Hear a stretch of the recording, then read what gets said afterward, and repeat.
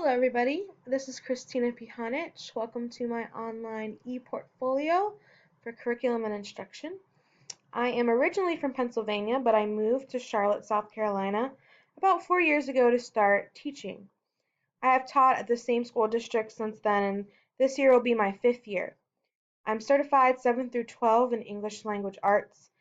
I've already taught a variety of classes in my short 4-year career, including English 2 Essentials, English 3 CP, English 3 Honors, English 4 CP, and English 4 IB. What I love most about my school is the supportive faculty and staff, and of course, my students.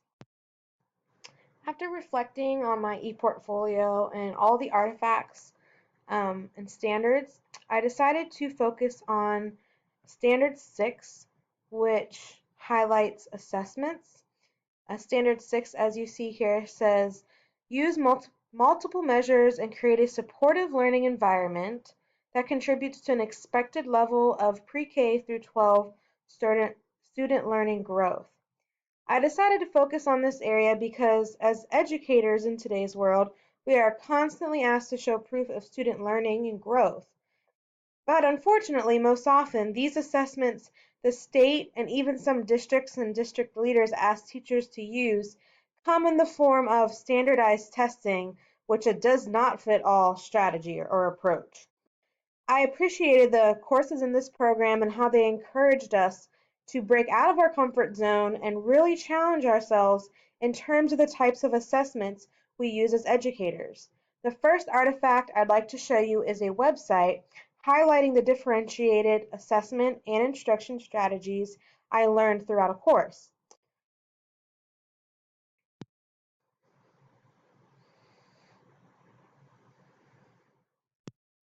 I decided to include this website in this section of my ePortfolio because it clearly shows how differentiating assessment is an effective strategy for student learning and growth.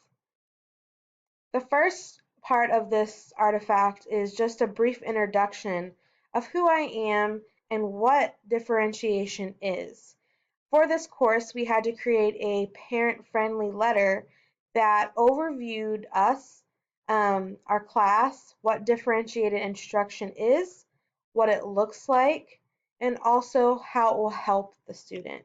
And this I thought was a very valuable assignment in that a lot of parents do not know this terminology and, more importantly, do not know the positive effects that could stem from it.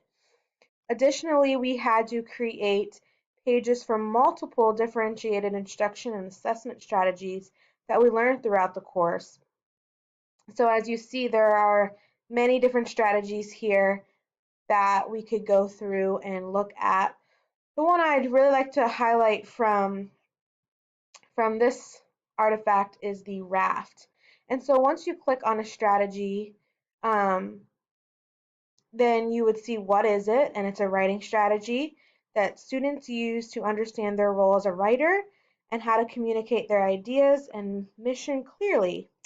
It helps students focus on the audience they will address, the varied formats for writing, and the topic they'll write about.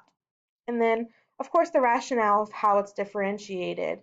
Raft assignments encourage students to uncover their own voices and formats for presenting their ideas about content information they are studying. Students learn to respond to writing prompts that require them to think about various perspectives. So the role of the audience, that's the R, A is audience, or I'm sorry, role of the writer, A is audience, who they're writing to, F is format, what format are they writing in, a diary entry, a newspaper, a love letter, etc.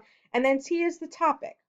So I chose to focus on a skill that a lot of teachers struggle with, including myself teaching, and that's grammar. So I chose semicolons and colons. Students will understand the impact punctuation has on meaning of sentences and be able to use semicolons and colons effectively. And then, of course, I have my lesson embedded in the website there. And just so you can see, this was a lesson plan I had to create that I could use in my classroom. And this is just an example of what that raft for this particular lesson might look like. So let's just take this column just for time's sakes here, this row. The student would write as a semicolon. So the student is a semicolon writing to a colon. Maybe they write in a rap format or a song. You could write an argumentative paragraph. You could do a lot of creative options with this, and you could give your students a lot of choice in this as well. And the topic is I wish you knew where I belonged, or why I'm the best punctuation mark. So students would have a lot of different choice and say in what they do here. And the value of that with assessment is that the students are more intrigued. It's not a um, typical grammar lesson, and they get to have some voice and choice in what they're doing here. So if they are particularly interested in music or even just writing or whatever, and they might have chose for their format, those students are going to be more motivated to not only do the assignment, but to do the assignment well. Another strategy on that website were cubes and spinners. And so I wanted to show you what I included in my portfolio for this. It's a paper, and we had to, again, choose a lesson that we teach or we're about to teach and apply one of these assessment strategies to the lesson. For this assignment, I had to determine if the cubing strategy would be used as a pre-assessment or post-assessment in order to positively affect student achievement. This artifact outlines multiple modes of differentiated assessments for a particular novel study that I do in my English 3 American Literature course, Their Eyes Were Watching God by Zora Neale Hurston. So I talk about spinners, cubes, and think dot strategies as both pre-assessment and post-assessment strategies. This strategy offers an engaging way to reach students of all learning levels while assessing where each student is in terms of knowledge and understanding in the unit. I'm going to open up the PDF here just so you can see the example. And why I chose this particular unit is because I think with English language arts, especially for myself and being so new in the field, um, novel studies can seem repetitive. So you read, you discuss, you answer questions, you discuss the answers to those questions, you discuss themes, you move on. And after a while, students get into the rhythm of that. And while structure is very important, I think students lose interest and motivation to complete the assignments if they're done in the same way over and over and over again. So I thought this cubing strategy was interesting, and I realized that I can make these cubes based on certain skills or certain reading strategies or novel components.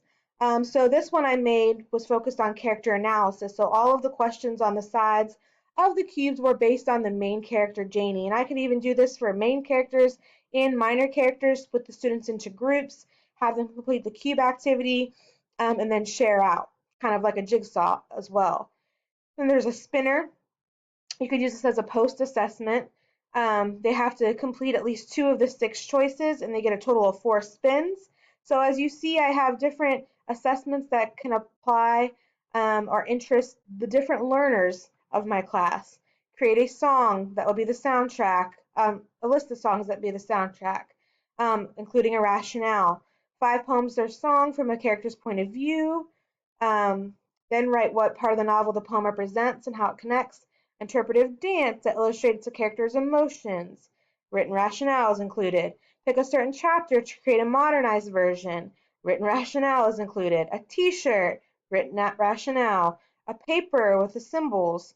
Obviously, that's a written rationale. So all of these, as you see, can interest different learners, but also assess the same sort of content knowledge about the novel and ask them to do the same sorts of things just based on different topics. So I really liked this assignment, and I was able to use this in my class right away when I taught Their Eyes Were Watching God. The next artifact I chose for Standard 6 is a paper on data triangulation. I'm going to open this up. So I think as educators, we're always told or it's insinuated that data triangulation is important. but I don't know that I was actually taught that term in my previous education.